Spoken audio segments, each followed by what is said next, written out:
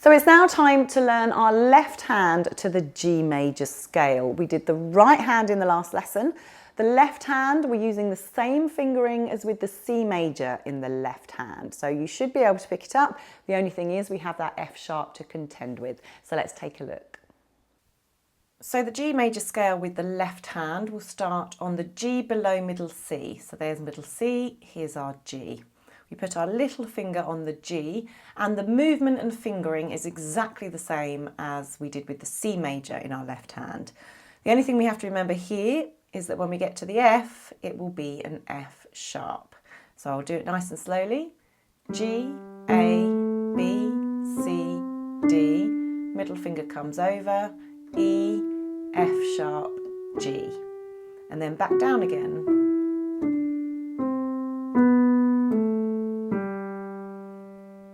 Okay, so let's play that again.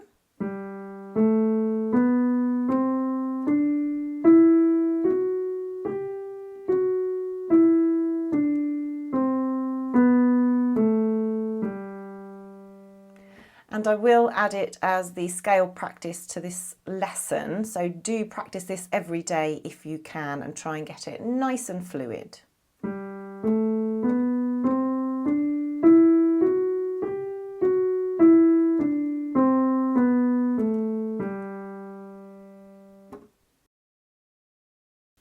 So now we're going to look at the G major chord scale in the left hand. Now this is only for those of you that are really nailing the G major scale. If you're not quite there yet, then hold off doing this and just keep practicing your usual G major. For those that feel ready, we're going to do exactly the same as we did with the right hand. The notes are the same, we're just doing it in the left.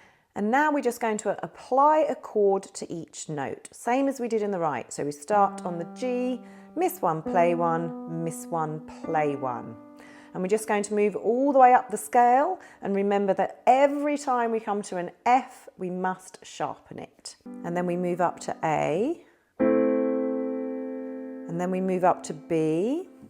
Remember to sharpen the F, and then we move up to C, and then we move up to D, we're sharpening that F, and then we move up to E, and then we move up to F, and this is F sharp, so this is an F sharp chord, and then we move up to the G.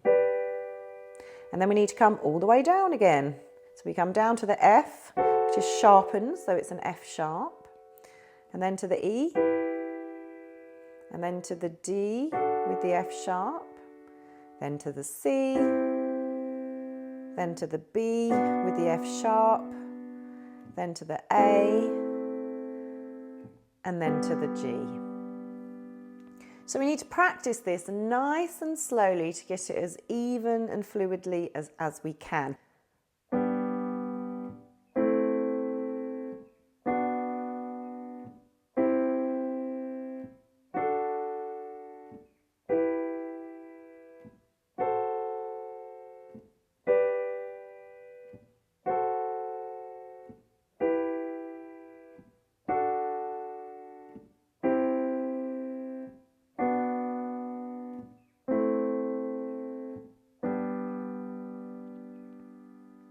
So do try and practice your G major scale as much as possible. Daily is best, but obviously for a lot of people that's just not doable. But it does just take a couple of minutes. So if you can do your G major right and left hand, don't forget to practice your C major as well. And what I really want you to do now is start to use dynamics in your scales. So dynamics is how loudly or softly we play. And what you want to do is when you play your scales is play it once quite loudly, because that's a great exercise for your fingers as well. But then I want you to do once very quietly.